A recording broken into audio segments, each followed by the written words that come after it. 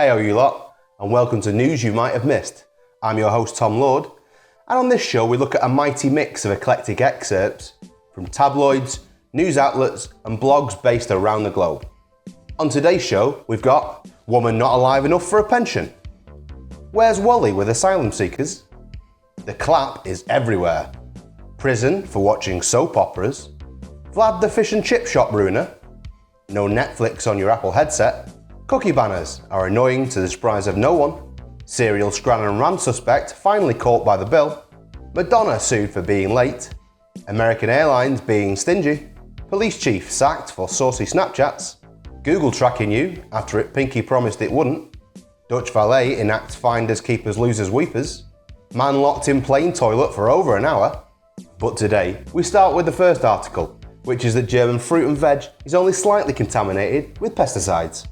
According to Tagesschau, food in Germany is only slightly contaminated with pesticide residues. This is especially true for seasonal fruits and vegetables. But if you're not from Germany, don't worry about it, because this article has the answer for you.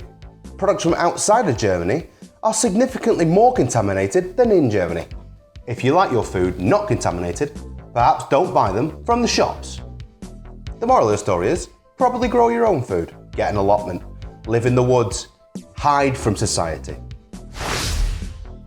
Our next story comes from the UK, and a woman who's decided that she is not yet currently dead.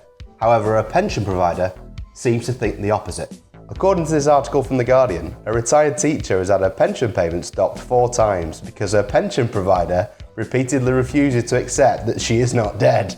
How do you tell the pension provider that you're not dead? Other than, I'm not dead and I'm still here. Here's a picture of me not dead. There's a lovely little bit at the bottom of the article where she basically speaks about the pension provider. And I'll put you on the screen now. Fortunately, I have enough money in my savings account to weather these incidents being you dead. But I'm sure that's not the case for everyone who's told that they're dead, obviously. McGrath said, besides which, it's unpleasant and distressing to be told that periodically they think you're dead.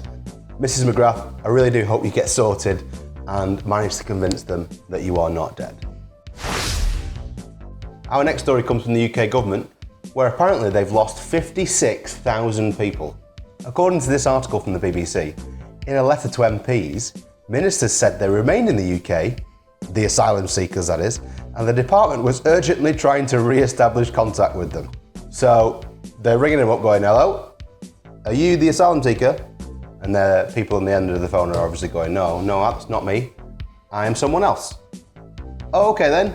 Our Prime Minister has reported to say in this article that if people are not reporting back to the Home Office, immigration enforcement officers should absolutely do everything they can to identify these people, detain them and send them back.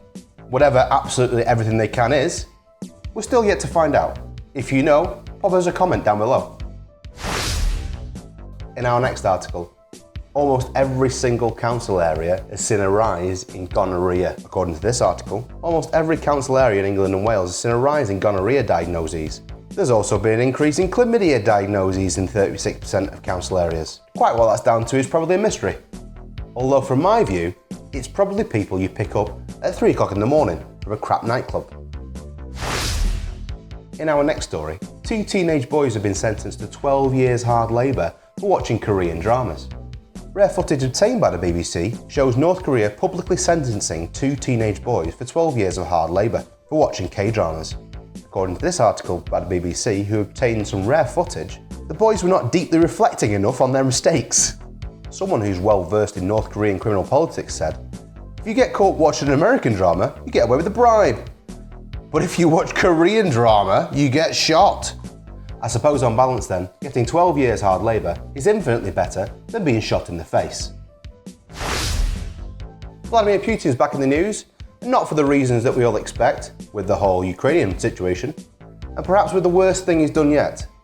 According to Sky News, Russia could rip up the Barents Sea Agreement with the UK, posing a threat to cod and haddock supplies for fish and chips. Now Vlad, it's one thing invading a country, but taking away British fish and chips, that might cause a response there, lad. According to Andrew Crook, president of the UK's National Federation of Fish Fryers, he said, for the last 2 years we've experienced really high prices on fish, which we're still paying the price for. Any businesses that had savings, that's all been eroded because we've been paying a lot for fish and potatoes. Obviously Vlad's next move will be to go for our potato farms, which will henceforth be heavily guarded. In our next story, if you've bought or pre-ordered an Apple Vision Pro to watch Film Me Once on Netflix, you are 100% out of luck.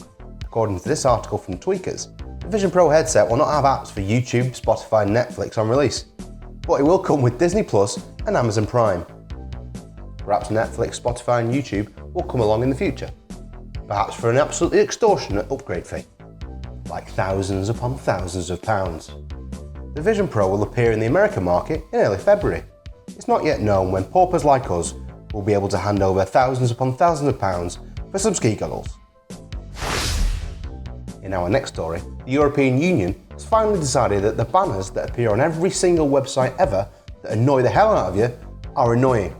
I've literally just gone to the TechSpot website and this is what I'm talking about. In America, you might not have this. We value your privacy. Agree, what are more options? More options mean more things to click. In this article by TechSpot, European Union Justice Commissioner Didier Reynders, I'm probably not saying that right, recently told German newspapers that the European Commission is aware of how annoying cooking consent banners have become and is discussing a remedy. That remedy being get rid of them. Apparently these banners are here to display the adherence to GDPR regulations. One proposed solution is to require websites to remember visitor preferences, thereby presenting the consent form banner once a year. That solution, of course, being more tracking and more of your information strewn across the web. In our next story, a man has finally been caught after eating 127 times in different restaurants and then not paying the bill.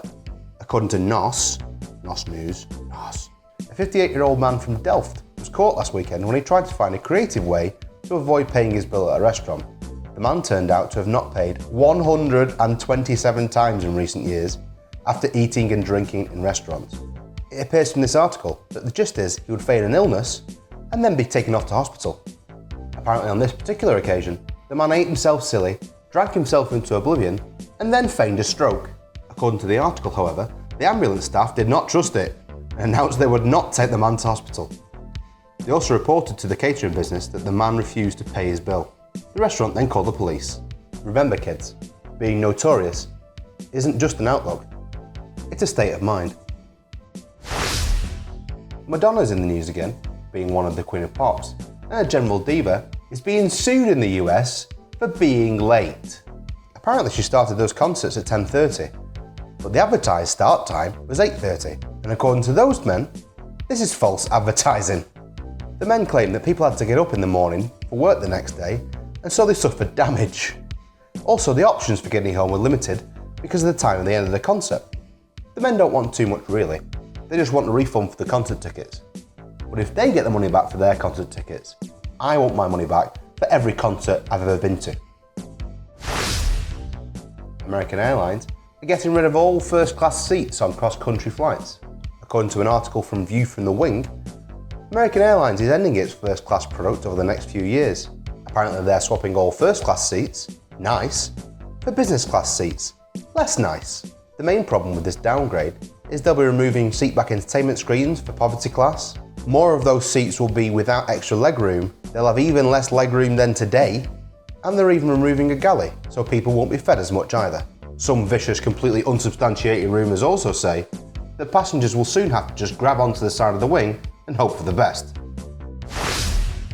A police chief in North Carolina has been sacked for twice asking the police captain's wife for nude photos on Snapchat. According to the New York Post, John Clark, who served as Mars Hill's police chief since 2021, allegedly solicited a relationship with the wife of the captain, Chad Wilson, last year, requesting topless photos through Snapchat.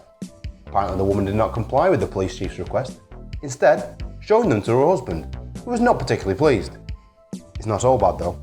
The police captain, whose wife got the request, has been named the replacement of the chief, effective January 1st.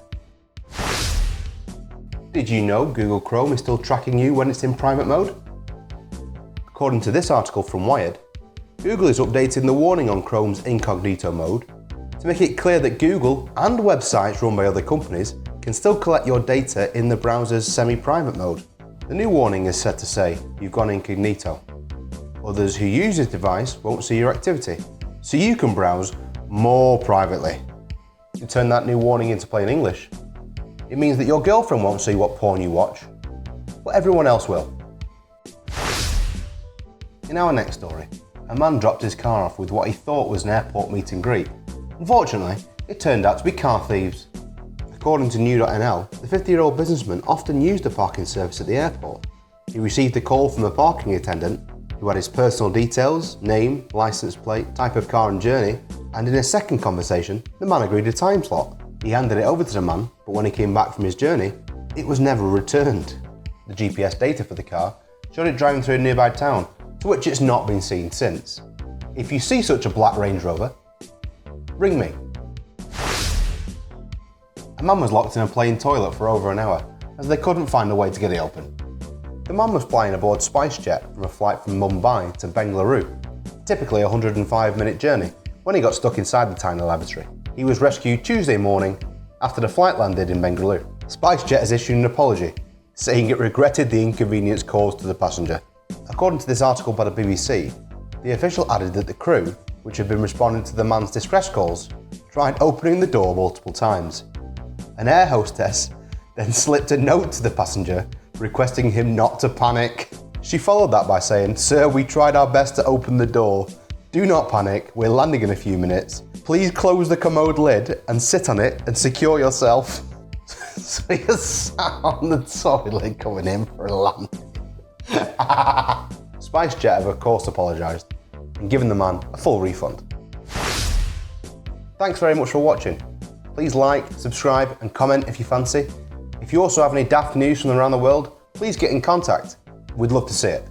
See you next time for another jam-packed news you might have missed. Stay gravy.